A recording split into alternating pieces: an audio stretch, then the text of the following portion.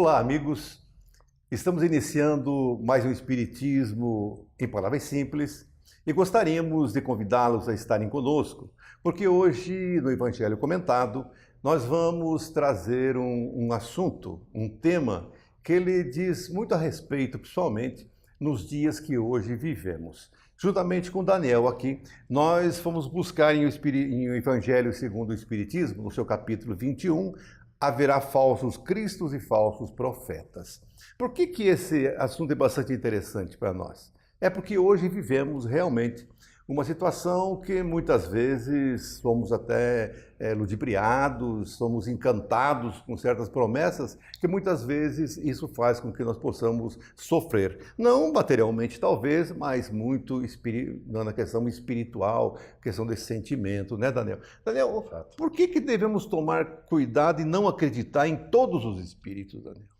Bom, é uma advertência que já vem do Evangelho e a doutrina espírita em particular, dá ênfase a essa questão. O codificador Allan Kardec, codificador da doutrina espírita, ele vai trabalhar as diferentes classes de espíritos e nos apresenta ali dentro do Livro dos Espíritos, a partir das questões 100, uma organização didática do mundo espiritual.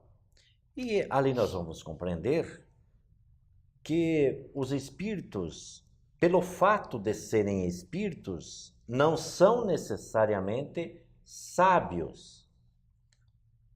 E que eles nada mais são do que os espíritos que animaram corpos de homens que viveram aqui no planeta Terra.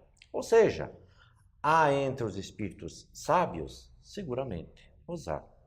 Mas há também aqueles ignorantes, falsos ou pseudo-sábios, que, a pretexto de querer influenciar as pessoas de acordo com as suas tendências, podem incutir ideias, né, que na sua essência elas são falsas. Então a advertência é muito oportuna e muito importante, no sentido de que não é pelo fato de serem espíritos é que eles sabem tudo. Para adquirir a chamada ciência do universo, ou conhecimento mais avantajado acerca não só do conhecimento científico, mas fundamentalmente das vivências morais, das virtudes, é necessário evolução, e nem todos os espíritos, particularmente aqueles que gravitam em torno da psicosfera do planeta Terra, possuem. Então, os há de diferentes classes, né? Allan Kardec apresenta essa classificação dos espíritos em 10 classes e 3 diferentes ordens. Portanto, imaginando didaticamente como se fossem os alunos, né, que se matriculam nas primeiras séries de graduação das escolas, até chegar ao limite de graduação máximo, doutorado, pós-doutorado, há muitos saberes, né? E que às vezes nos deparamos com os espíritos que estão nas primeiras classes, mas há aqueles outros que estão nas classes superiores. E há muitas práticas, né, Daniel, em cima disso, né?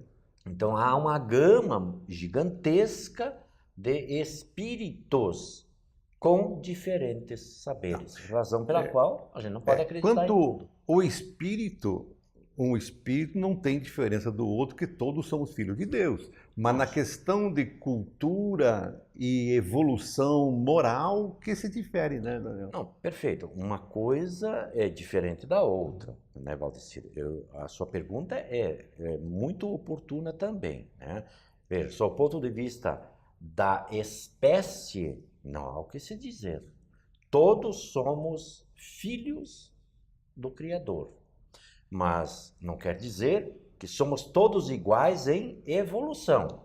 O processo é diferente, né? É a mesma coisa que um médico, por exemplo, que teve a sua graduação especializada, ele tem uma diferença, sob o ponto de vista da sua especialidade, do cidadão que é inculto, né?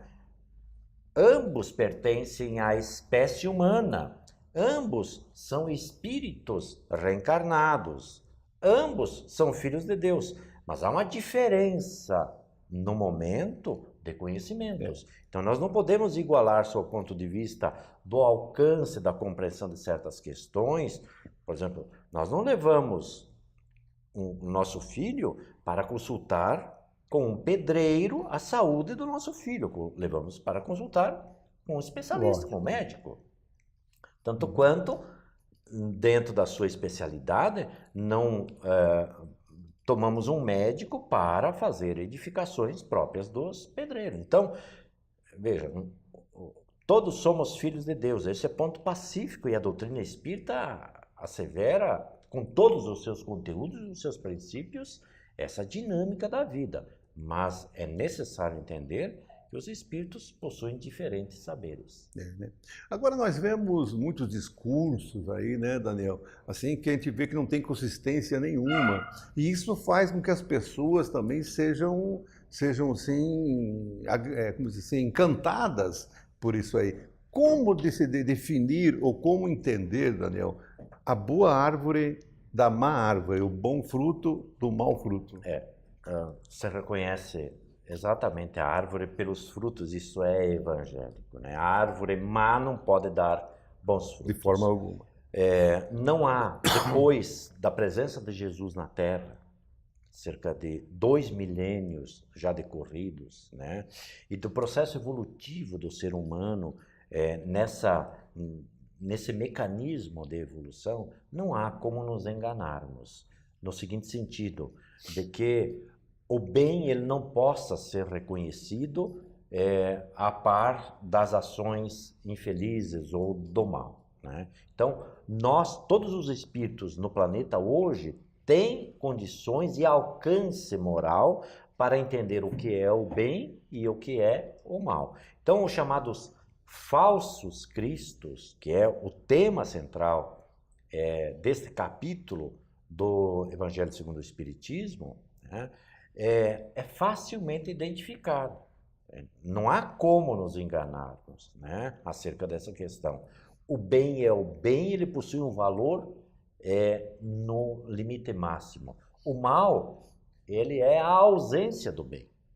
Então, nós entendemos os espíritos que gravitamos na psicosfera do planeta Terra, todos eles, ainda que pretestem ignorância, não, todos sabem o que é o bem e o que é o mal. Nós já temos esse discernimento. A lei divina inscrita na nossa consciência já nos dá a diretriz segura para entendermos o que é um fruto bom do que é um fruto mau, o que é uma árvore boa do que é uma árvore má, né? Então não se colhem frutos bons de uma árvore má. É só usar o bom senso, Daniel. Perfeitamente, perfeitamente. Porque quando as pessoas são enganadas, não vamos dizer no lado material. Não, estamos no campo Agora, moral.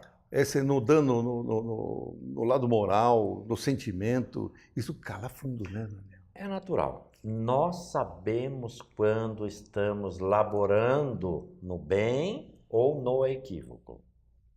Isso é fatal para o espírito. Não há como. Tem uma vozinha lá dentro, né, Daniel? Quando a gente faz alguma coisa, que a gente olha e quer se convencer de que não, que ele está certo, tem uma vozinha que diz assim, está errado. Tá errado. Observe melhor. A lei divina ela tem um deflagrador na mente. Por isso que a doutrina espírita sempre nos coloca que nós não estamos sós nunca. É verdade. Não é verdade? Mas é a consciência aquela sinalizadora das nossas práticas no bem ou no mal. A gente já sabe disso. Que bom, né, Daniel? Isso aí. Aliás, agradecemos a presença de todos que estiveram conosco, porque realmente é um assunto fantástico, e principalmente quando falamos, e aqui sempre falamos dos ensinos de Jesus, que na forma teórica que entendemos, mas se nós colocarmos na vivência, temos certeza que nós vamos sentir a cada ensinamento que ele nos deixou.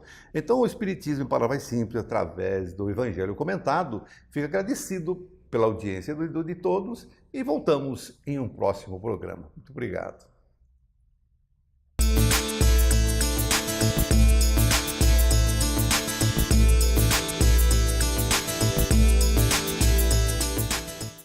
Amigo telespectador, estamos de volta com o quadro Em Torno da Mediunidade.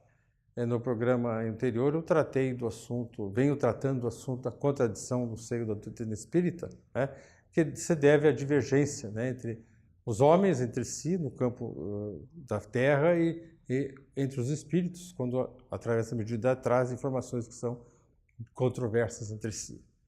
Comentei também que as contradições se dão no campo da aplicação prática do espiritismo. Quero falar um pouco sobre esse assunto agora, né? Mesmo para tarefas no campo social, há formas controversas ou contraditas de tratar da aplicação do Evangelho. Alguns se dedicam à construção de grandes obras de caridade, focam apenas nesse campo porque acreditam que o que vale mais é a aplicação do Evangelho. Então se dedicam ao que chama tarefas de caridade, que é muito relevante dentro do movimento espírita. Nessa área, há muitos colaboradores de grande mérito que são avessos aos estudos doutrinários. Quando muito assistem palestras e tomam passes, outros participam de reuniões mediúnicas. Outros se aplicam exclusivamente ao campo doutrinário e consideram que a obra social é dever do Estado. Então, você já tem, dentro de um mesmo grupo, às vezes opiniões contrárias. Tem entidades do movimento espírita dedicadas exclusivamente ao estudo, né? Outras que têm um foco muito grande só no campo do atendimento, da promoção social, né, da assistência social. Há grupos que se dedicam apenas aos estudos e não aceitam ou participam de reuniões mediúnicas. Alguns até acham que a mediunidade tem muito do animismo embutido, então não querem entrar nesse campo. Entre os que estudam, aqueles que seguem as obras de Kardec, cujo conteúdo seguem outras obras, cujo conteúdo está em contradição com a base de Kardec. Às vezes seguem outro caminho, que necessariamente divergem das orientações básicas da doutrina. Nesse caldo de cultura, há grupos de reunião mediúnica com prática e orientação diversas e divergentes entre si. Se nós formos em vários lugares, nós vamos encontrar práticas e orientação divergentes entre si, e muitas delas chegam através de mentores espirituais, que trazem de forma diferente, do plano espiritual, orientação diferente. Eu fico imaginando aqui o que é que o senhor Allan Kardec, no mundo atual, interessado em manter o corpo homogêneo no cultura e na prática, faria. De que forma trataria nesse campo tão vasto, né, e tão diferente, embora dentro da mesma doutrina. Existe uma questão básica de que a maioria de nós se esquece de fazê-la e de pensá-la. É a seguinte: afinal, o que é a doutrina espírita? Qual o seu propósito?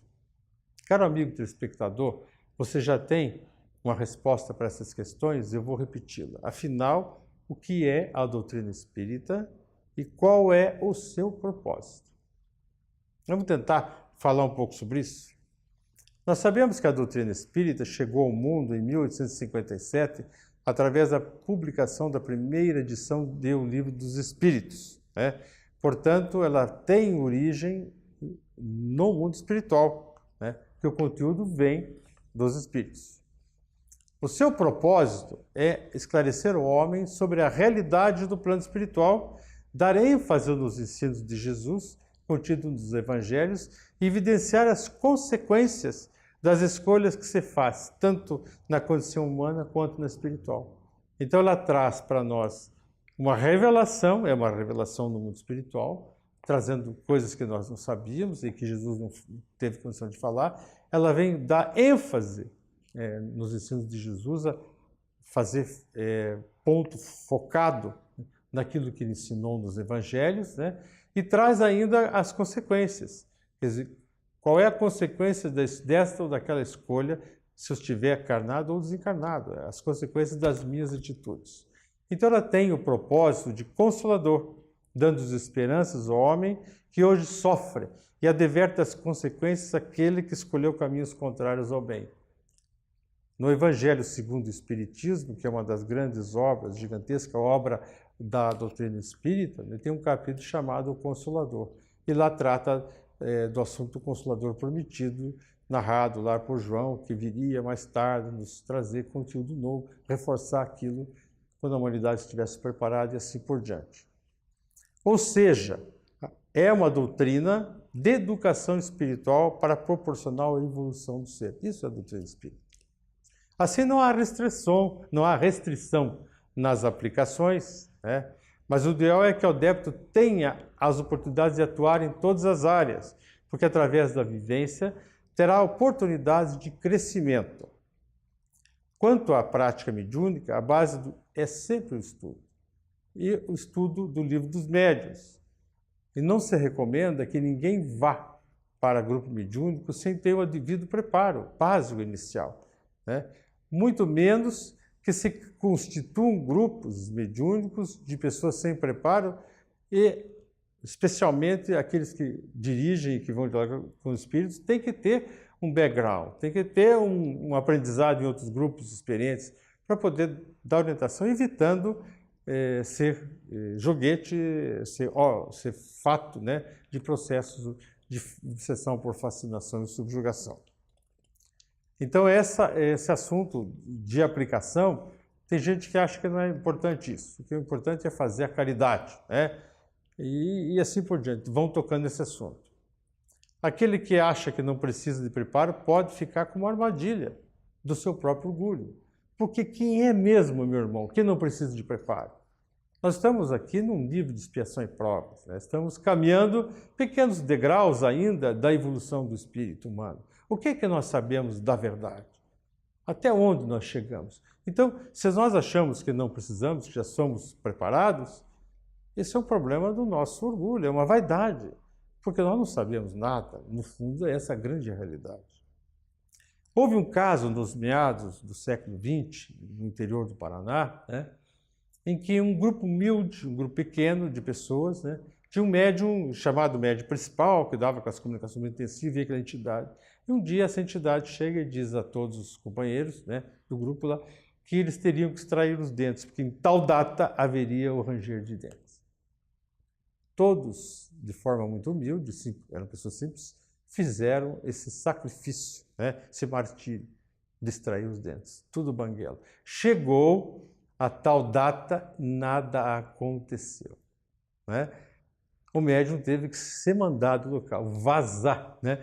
Porque não tinha como explicar. Então vejam como a gente pode ser vítima da fascinação facilmente se a gente não tem preparo. Por isso a importância. Por isso que tem essas contradições, né, que nós devemos levar em conta sempre na nossa atividade.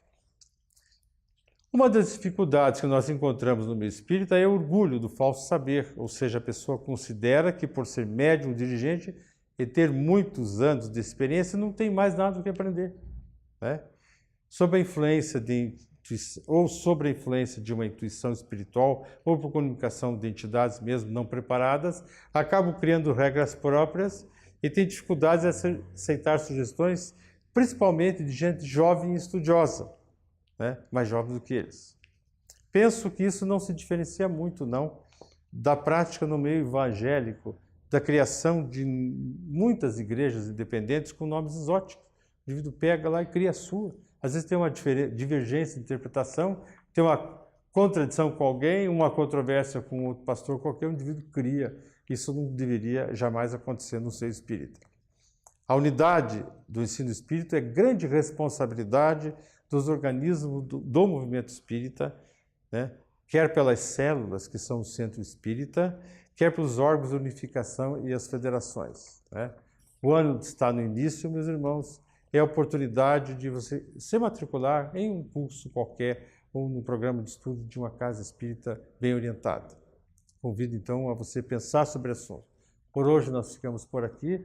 Recomendo sempre que fique ligado em nosso programa. Tchau.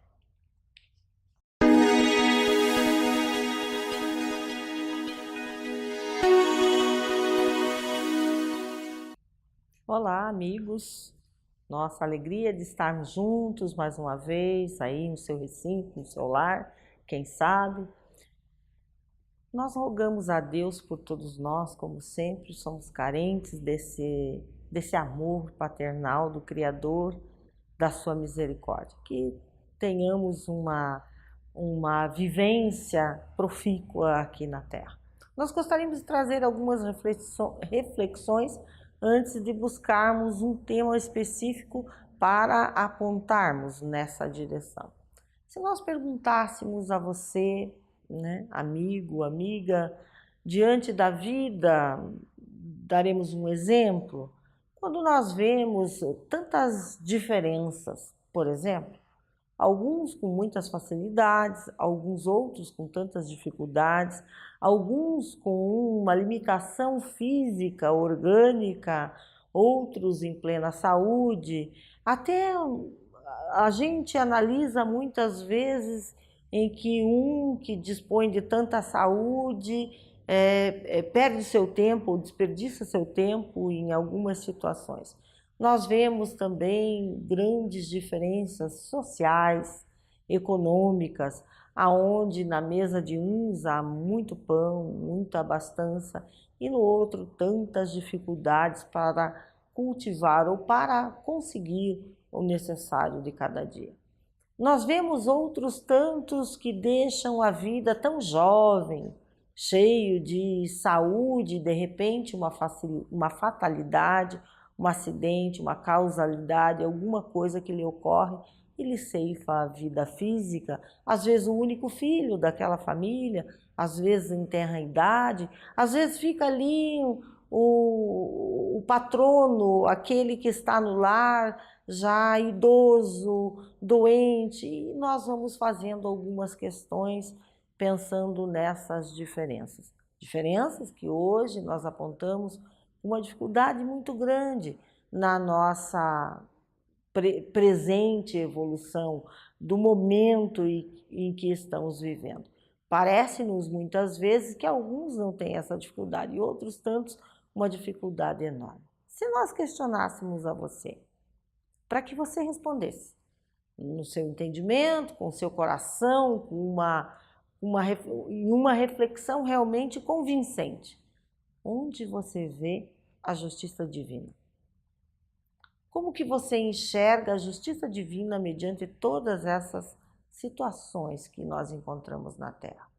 Ou até uma situação que pode ser, de fato, algo em que você faz a comparação e isso te marca muito porque você está muito de perto numa situação desfavorável, enquanto outros tantos parece que a vida sorri com facilidade.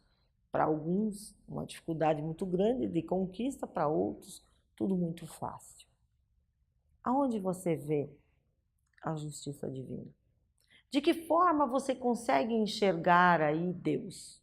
Todos nós falamos sobre Deus e falamos na confiança que temos em Deus, e a temos, graças a Deus, a temos. É preciso compreender profundamente a vida. É preciso entender esses caminhos, o porquê dessas diferenças, o porquê uns se encontram assim e outros não, o porquê, por exemplo, daquilo que nós falamos sobre uma morte de um jovem, enquanto há na família, às vezes, aqueles que estariam, digamos assim, pronto para o seu retorno, ou pensa ele com ele mesmo, por que não fui eu e foi meu filho tão jovem? Há questões assim. E nós precisamos entender a justiça divina se processando aí. Muito bem. Aí a doutrina espírita entra com muita clareza em todas as questões que você se perquirir aí na sua alma, no seu entendimento, às vezes a consolação que te falta. Consolação por quê? Porque realmente te explica, né, com muita propriedade, com tranquilidade, com a certeza, né, a fé no futuro, te explica o porquê de tudo isso. Não há, como nós já ouvimos tantas vezes, um ditado, uma só folha que caia sem que Deus não tenha permitido. E aí nós temos que buscar dentro do âmbito da religião essa resposta. Muito bem. A resposta talvez esteja aí para você com quando você parar para pensar no propósito da reencarnação. No propósito direto da sua vida, ou da questão daqueles que você observa nessa infelicitação, ou na felicitação de alguns, e por um outro lado, aquilo que você não enxerga. Cada um dentro do seu propósito de progresso da vida espiritual, como nos propôs Jesus, chegarmos a um aperfeiçoamento, nós temos que buscar uma razão. Que aperfeiçoamento é esse? O que nós consideramos aperfeiçoamento? Sermos bons, sermos probos, termos uma tranquilidade para viver, não sermos um céu que não esteja munido, ou um reino que não esteja vivendo todas essas diferenças, que nos traz dor, porque se não traz pessoalmente, traz na figura do outro que você enxerga ali na frente. Traz na figura do filho, da mãe, do pai. Ninguém consegue ser exatamente satisfeito consigo mesmo, contente, feliz, sendo que o outro sofre. De certa forma, esse sofrimento nos atinge. Mas quando você pensar na reencarnação e no propósito de cada experiência da vida, nós vamos enxergar aí a justiça, a maior grandiosidade da justiça divina, que são as oportunidades. Porque nós temos um entendimento de que teremos uma colheita daquilo que semearmos. Então, nós vamos começar a colocar aí as diferenças de que estamos falando. E quando nós colocarmos essa diferença de que estamos falando, dessa colheita, e aí nós temos que ter um entendimento que a misericórdia divina e a justiça divina vai atender aquela criatura, dando a ele a oportunidade do retorno, do refazimento, do aprendizado que ele necessita, a fim de que ele se libere daquelas situações, daquela situação em que ele se colocou, para poder seguir adiante e se aperfeiçoar. Então, nós vamos ter que entender a reencarnação. Ela vai trazer o propósito muito claro da vida. E aí nós vamos também ter que parar para refletir no propósito da nossa vida.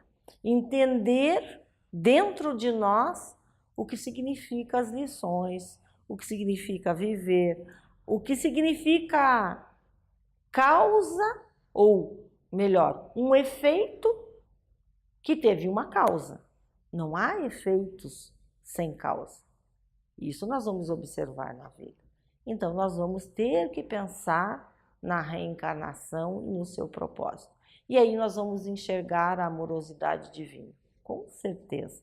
A maior amorosidade do Pai para conosco e a maior justiça de todas as diferenças que nós encontramos na vida está calcada nesta lei maravilhosa, a oportunidade de retornar e de fazer novamente os caminhos ou de progredir em novas direções.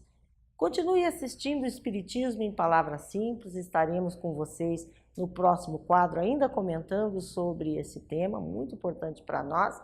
Temos aí diversos quadros, você também pode encontrar no YouTube. Muita paz a todos.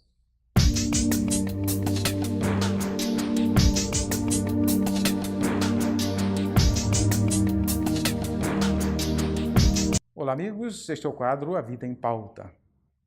Hoje vamos conversar um pouquinho sobre a caridade segundo Paulo de Tarso. Todos nós pensamos na caridade, todos nós já sabemos que o caminho para o reino dos céus, segundo os ensinamentos de Jesus, é a caridade. Quando ele fala que separaria ovelhas e cabritos e as ovelhas estariam à direita porque eram os benditos do meu Pai, porque tive fome e deste de comer, quando tive com sede me deste de beber, desabrigado me abrigaste, com preso ou doente me visitaste. Esse é o único caminho para o reino dos céus. Mas nós entendemos o que é a caridade, nós sabemos o que é a caridade. Como praticamos a caridade? Paulo de Tarso vai fundo nessa questão.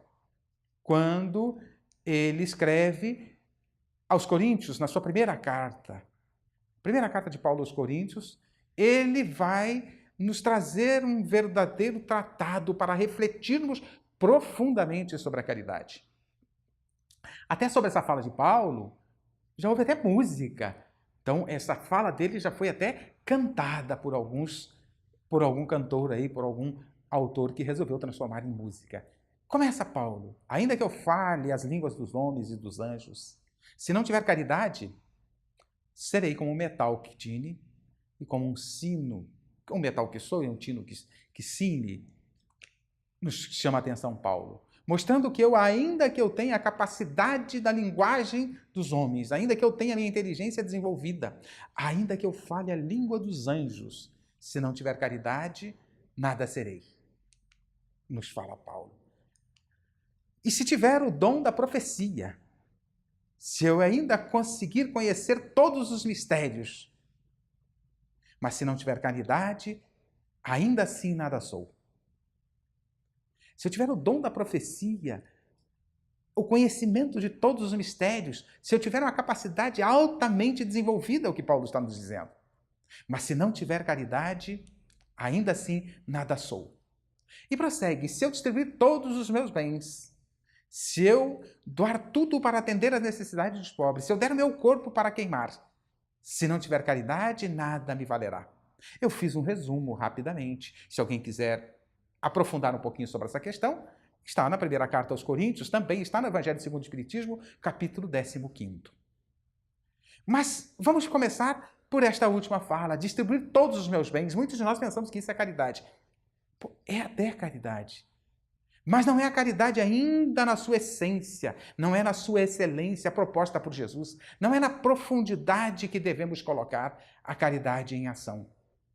Porque a inteligência, os valores do ser pensante, as ações da sabedoria, se não forem na direção dos ensinamentos de Jesus, na direção do bem, não tem utilidade, ou a utilidade é muito pequena, principalmente para aquele que pratica. E já que o reino dos céus está definido ou vinculado àquele que praticar a verdadeira caridade, então há um interesse nosso, de cada um de nós, de saber o que é verdadeira caridade e caminhar nessa direção. Então, o que Paulo vai nos dizer na sua segunda parte, ele vai nos colocar mais claramente essa questão. É a caridade como sentimento. Se não tivermos sentimentos, se não tivermos ações em nossos corações, por mais inteligência que tenhamos, as nossas ações ainda não serão na direção do verdadeiro amor. Porque o verdadeiro amor são os valores do coração, são os valores ensinados por Jesus, ensinados por outros pensadores, mas especialmente por Jesus. Então precisamos colocar esses valores dentro de nossos corações.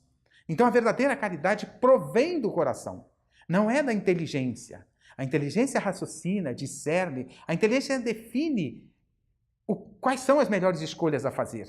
Mas são os valores que colocamos, que introduzimos em nossos corações, é que vão definir o que deve ser feito e como deve ser feito. Então, distribuir bens é caridade. Mas podemos estar distribuindo bens, auxiliando as pessoas, mas com a cara emburrada, aborrecidos porque alguém nos perturbou, porque alguém bateu a nossa porta e a gente estava, de repente, cesseando, ou estava lá não querendo ser incomodado, alguém bateu a nossa porta e pediu um pão, e nós demos um pão, mas demos aborrecido, isso é caridade? Atendeu a necessidade daquele que estava com fome. Mas ainda não é a caridade. A caridade é preciso que saia do coração, que ao dar o pão para alguém, que possamos dar um sorriso, que possamos conversar um pouquinho, dar o nosso tempo junto com este pão, para que este ser que está necessitado, não só de pão, alimente-se também do conforto do nosso aconchego, do nosso diálogo, da nossa conversa, ouvir um pouquinho a sua história, para entendermos um pouquinho por que ele está naquela situação. De repente a gente pode fazer muito mais do que dar um pão ao conversarmos. Mas se damos o pão associado com um sorriso, com a palavra amiga, por certo, nós alimentamos este ser na sua necessidade material do alimento, mas alimentamos na sua necessidade espiritual do conforto, do socorro, do carinho e assim por diante. É nessa direção que Paulo nos convida e na sua segunda parte ele vai nos dizer: a caridade é paciente. Não se aborrece porque fomos perturbados. A caridade é benigna, oferece além do que foi pedido e principalmente nos oferecemos diante dessa caridade. A caridade não é invejosa. vai chamar a atenção, Paulo. Então, se temos os valores ainda perturbados da inveja, da ignorância, do preconceito, quando alguém bate à nossa porta, a gente já fica julgando, tem cara de drogado, tem cara de alcoolizado. Pode não ser nem drogado, nem alcoolizado. A pessoa pode estar passando por uma situação, pode ser alguém que se perdeu mentalmente e se jogou no mundo, se afastou da própria família, às vezes até tem condições de ser sustentado pela família, mas está perdido, não sabemos, não podemos julgar. Então a caridade é doce, é suave, propõe Paulo. Não é soberba. A soberba nos faz tratar os outros como se estivéssemos num pedestal. O orgulho. Não, a caridade é gentil, coloca o outro no mesmo nível. E não estamos no mesmo nível? Não somos seres humanos todos? Não somos espíritos, filhos de Deus? Somos melhores em quê? Talvez na circunstância atual que eu tenha condições e o outro não tenha. E ele precise pedir para comer e eu não precise pedir para comer. Talvez eu tenha tido outras oportunidades que ele não teve. Então não somos melhores que ninguém. A soberba não é. Quando colocamos nas nossas ações, mesmo que aparentemente generosas para com os outros, colocamos a soberba, a inveja, a ambição, como diz Paulo, a caridade não é ambiciosa, não busca os próprios interesses de quem a pratica. A caridade é generosa, a caridade sai do coração. Então é preciso que construamos estes valores em nossos corações, que coloquemos lá, ao invés da impaciência, a paciência, que coloquemos lá, em vez da agressividade, a paz, que coloquemos em nossos corações, nas nossas ações, nas nossas relações, com todas as pessoas. Porque a caridade não é direcionada só para aqueles que pedem. Muitos são necessitados e não pedem. Muitos são necessitados e precisam, às vezes, de um ombro amigo. E a gente nem percebe, porque não está atento ao outro, está atento apenas ao nosso umbigo, aos nossos interesses, ao nosso egoísmo, ao nosso orgulho, muitas vezes. Então precisamos mudar isso. Precisamos, se queremos caminhar na direção de Deus, precisamos mudar as nossas ações em relação ao próximo. Mudar as nossas ações em relação ao próximo é colocar Jesus em nossas ações e vivermos Jesus em todas as nossas atitudes, em todas as nossas ações. E Paulo ainda prossegue. A fé, a esperança e a caridade são as principais virtudes, mas a caridade está acima de todas. Por quê? Porque a caridade, na sua essência, na sua profundidade proposta por Jesus, ela está carregada de fé, carregada de esperança e de todas as outras virtudes. Porque a caridade é o amor por excelência, produzindo obras. Que possamos, então, refletir profundamente sobre a caridade, refletir sobre o ensinamento de Paulo de Tarso, que não basta inteligência, não basta a sabedoria, não basta falar a língua dos anjos, é preciso agir com o coração, utilizando-se desses recursos, é verdade. Continue assistindo o nosso programa Espiritismo em Palavras Simples.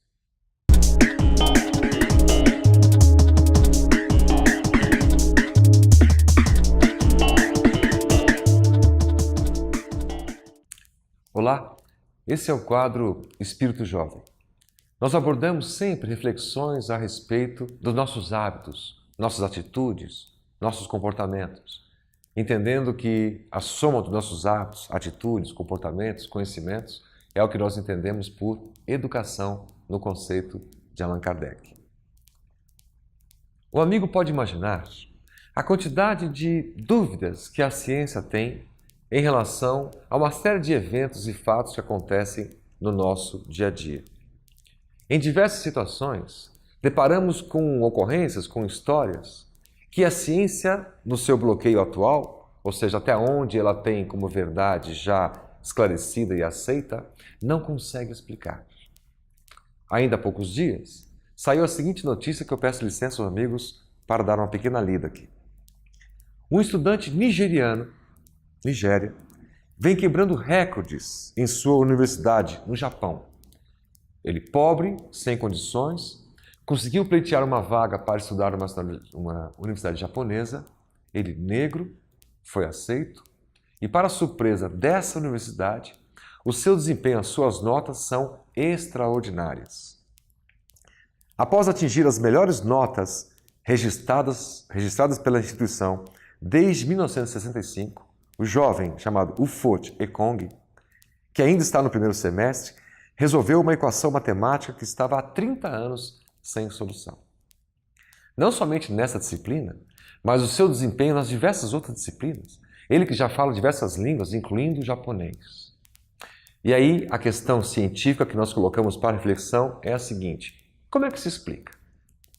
Os amigos mais materialistas, embasados na ciência, vão dizer o seguinte: bom, é um fator genético que passa, em tese, né, de hereditariedade do vô, do pai para o filho, alguns conhecimentos, algumas habilidades.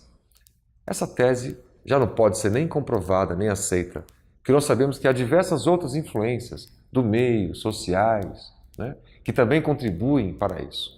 A genética por si só não explicaria uma sequência de gerações sem nenhum evento especial e de repente um filho para lá de brilhante. Também a sociologia tem as suas limitações para explicar isso.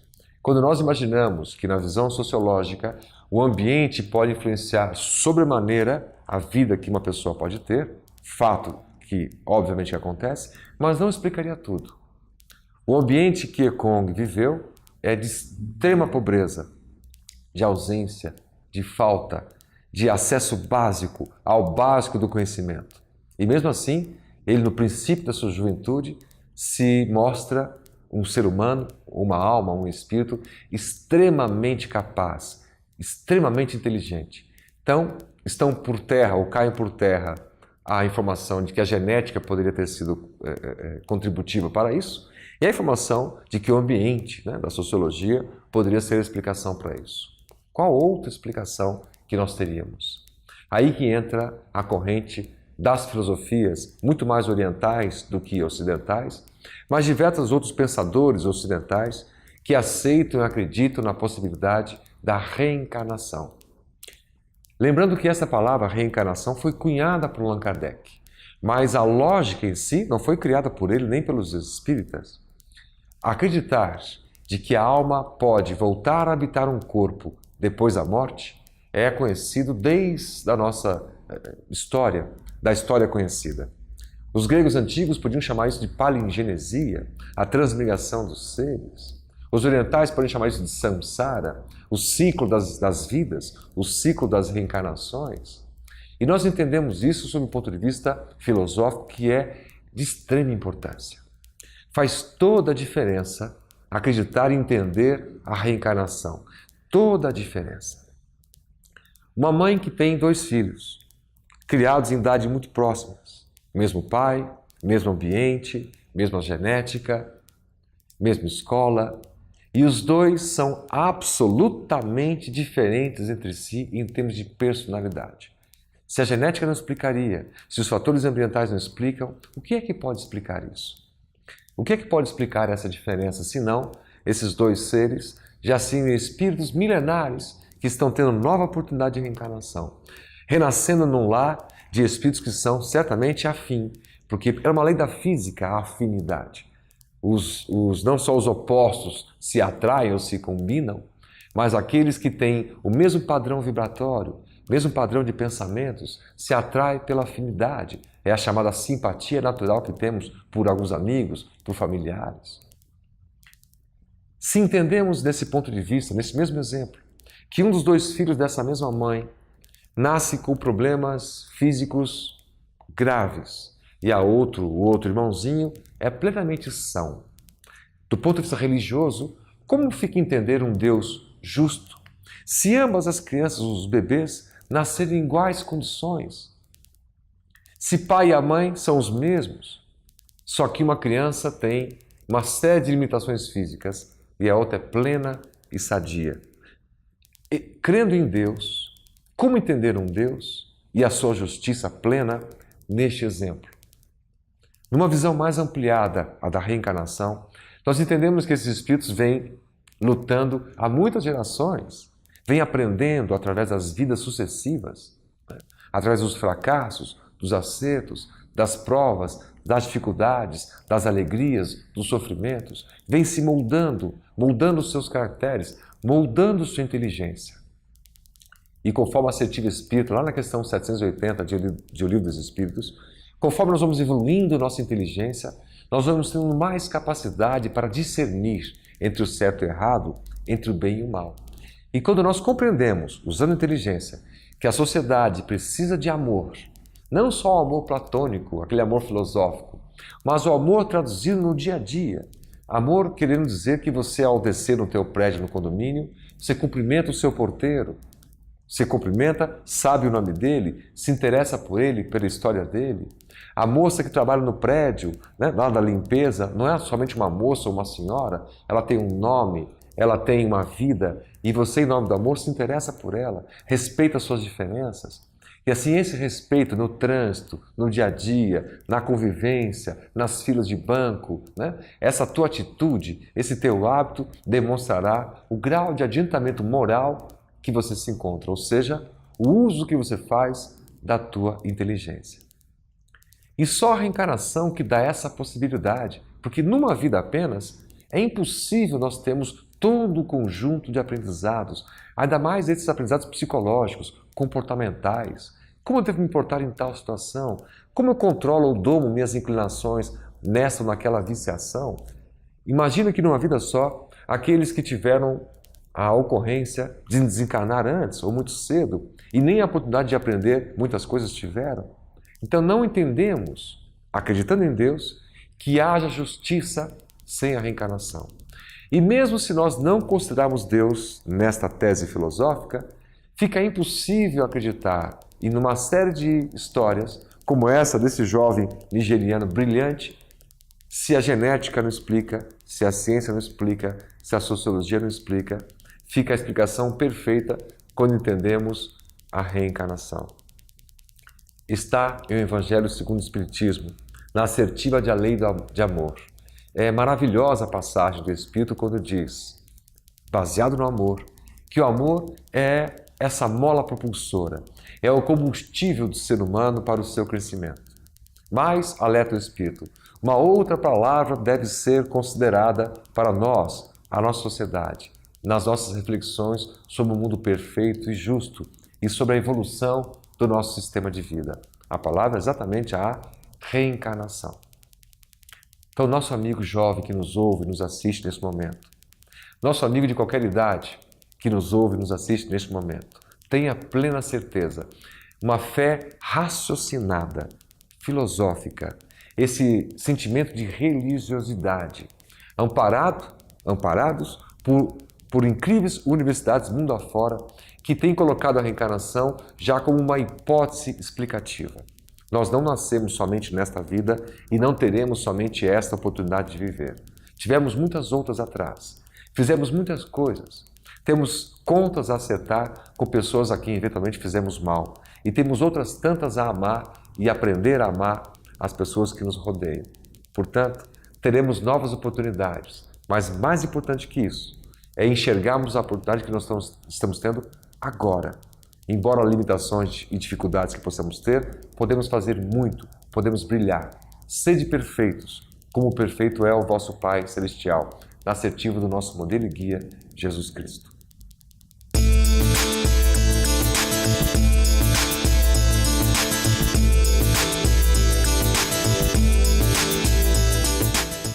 Há hoje em nossa sociedade um clamor muito grande contra os líderes religiosos que enriquece às custas da religião. Isso é muito real e é realmente uma necessidade imperiosa que se faz. Porque um empresário que enriquece, ele enriquece às custas do próprio esforço, à custa dos seus investimentos. O liberal, ele estuda, ele se forma, monta um consultório ou um escritório e vence. Tudo bem, isso é plenamente admissível, não há mal nenhum nisso. As pessoas trabalham para vencer e vencem, é da justiça de Deus. Agora, líderes religiosos tinham que ser os primeiros a dar exemplo de sacrifício como Jesus fez. E não é isso que nós estamos vendo. Por isso é que o Cristo e os apóstolos sempre fizeram menção aos falsos profetas, aos maus administradores dos bens públicos. Foi por isso que Paulo, o apóstolo, disse que nós vamos ter que dar conta da nossa administração.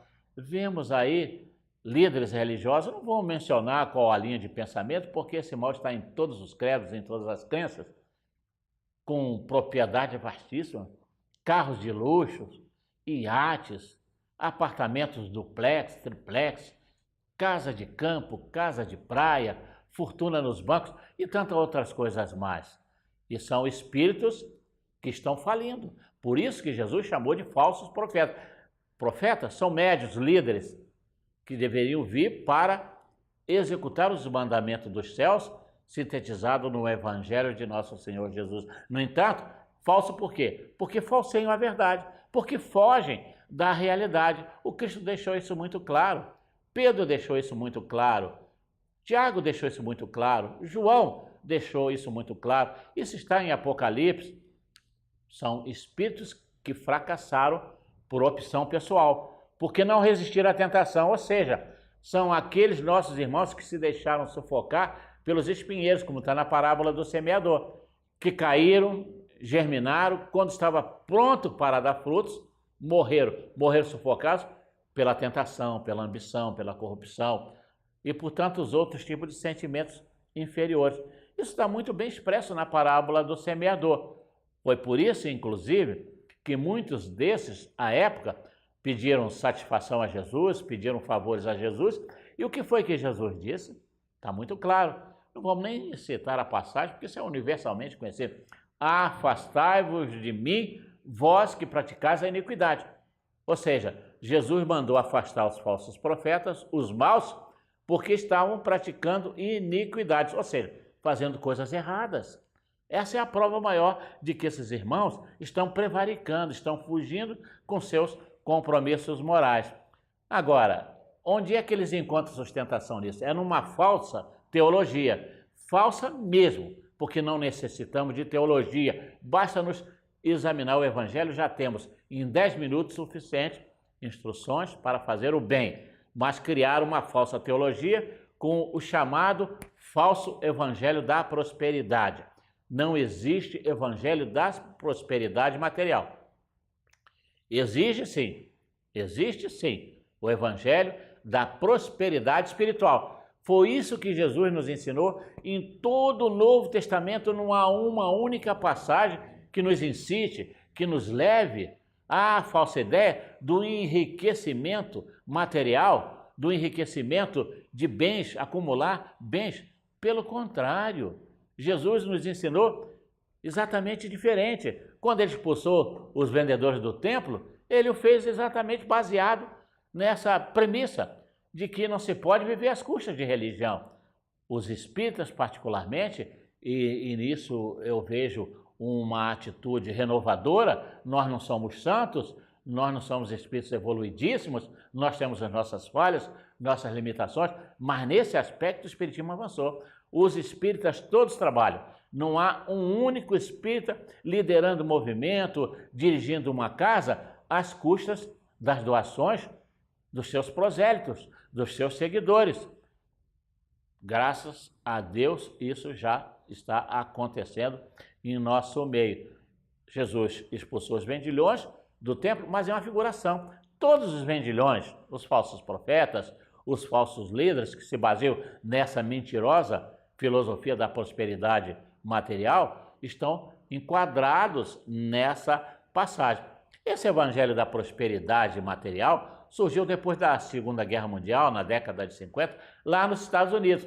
E como nós brasileiros temos o hábito de copiar tudo que é bom e tudo que é ruim, trouxemos também para os meios religiosos esse falso evangelho da prosperidade, que incita os seus dirigentes a ficarem ricos às custas desses pobres coitados que procuram esses templos, que procuram essas religiões. Eu tive particularmente um funcionário que deixava de comprar comida, leite para os seus filhos, e eu chamei a atenção dele para isso. Ele parou, inclusive, para fazer contribuições por insistência de um determinado líder que fazemos questão de não citar. Mas vejam, quando Jesus vem e nos fala da ansiosa solicitude pela vida, exatamente contrariando esse espírito de corrupção moral, porque naquela época já existia muitos que queriam que Jesus resolvesse seus problemas materiais. E Jesus então nos dá ansiosa solicitude pela vida. Olhai os pássaros dos céus, que não ajuntam, que não colhem, que não semeiam, que não juntam em celeiros, no entanto, nosso Pai os sustenta. Olha os lírios dos campos, que nada fazem, e, no entanto, são de uma beleza extraordinária. Um dia serão jogados ao fogo, se vestem melhor do que o próprio rei Salomão, símbolo de riqueza daquela época, que inclusive fracassou. A Bíblia mostra claramente que Salomão fracassou porque se preocupava com a acumulação de riquezas. Olha, os lobos têm os seus covis, ele mesmo se dava como exemplo. Eu, no entanto, sou o enviado de Deus, o príncipe dos príncipes, o mestre dos mestres. Eu não tenho uma pedra onde repousar a cabeça. Jesus é símbolo de desprendimento, por isso é que nós o seguimos. E ele então nos concita primeiro a buscar o reino do Senhor, ou seja, encontrar os elementos da nossa renovação espiritual nos seus ensinamentos como estão ali nos textos dos 4 evangelistas. Mas fica aí a lição. Nas bem-aventuranças, nós vemos claramente Jesus exaltando a dor, o sofrimento, as lágrimas, mas mostrando que há uma compensação para esse sofrimento na terra. Não fala de forma alguma em benefícios materiais. Em nenhum momento no Novo Testamento nós encontramos. Eu desafio a quem quer que seja me provar o contrário. Foi por isso, inclusive, que Jesus disse que é muito mais fácil passar um camelo pelo fundo de uma agulha do que um rico entrar no reino dos céus. Imagina o rico, que nada deve à religião, mas erra por ser muitas vezes corrupto, erra por ser orgulhoso, erra por ser ambicioso. Agora imagina os orgulhosos, os ambiciosos, os ricos que se fazem às custas do sofrimento, da miséria humana. Foi por essa razão que Jesus, então, permitiu que o Templo de Salomão fosse destruído na década de 60 do primeiro século. Por quê? Era símbolo da exploração material, era símbolo da exploração humana. E aí nos lembramos dos lamentos de Jeremias, porque Jerusalém, naquele tempo de Jeremias, já prevaricava, não vivia consoante as promessas e as exigências divinas.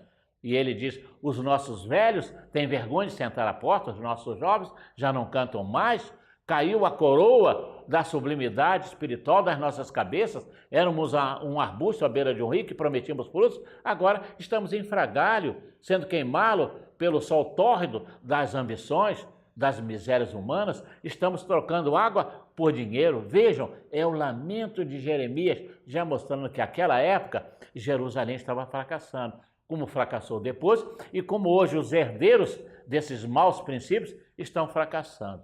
Portanto, meus irmãos, só existe um evangelho, é o evangelho da prosperidade espiritual, como Jesus muito bem sintetizou.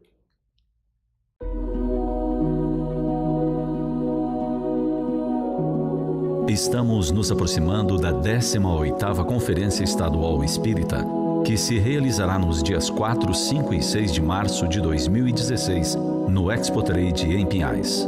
Você é o nosso especial convidado para este evento, que reúne espíritas e simpatizantes da doutrina, ofertando conferências e seminários durante 3 dias de forma totalmente gratuita. Neste ano, o tema será Construindo a Consciência da Imortalidade. Este é um evento com custo elevado para sua realização, que envolve pagamento de infraestrutura, espaço, logística, montagem de som, iluminação e imagem, e tudo mais para a realização de um evento com esta magnitude. Você pode contribuir com esta realização. Acesse o site www.conferenciaespírita.com.br. Clique no link Clube Amigos da Conferência e escolha a melhor forma de contribuir. Participe da 18ª Conferência Estadual Espírita. Faça parte deste clube e seja um amigo da conferência. Federação Espírita do Paraná. Unidos para construir o futuro.